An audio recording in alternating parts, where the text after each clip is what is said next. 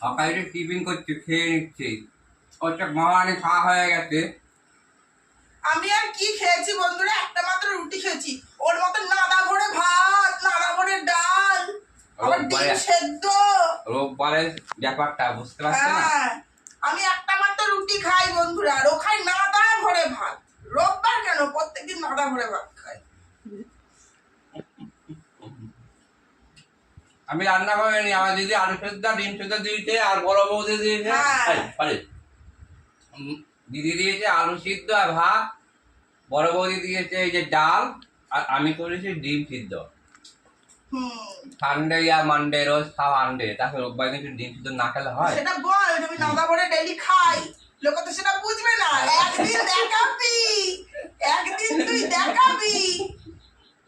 লোকে দেখ ওইদিকেই রয়েছে। ভাই ভাই শান্তি নেই খেয়েও।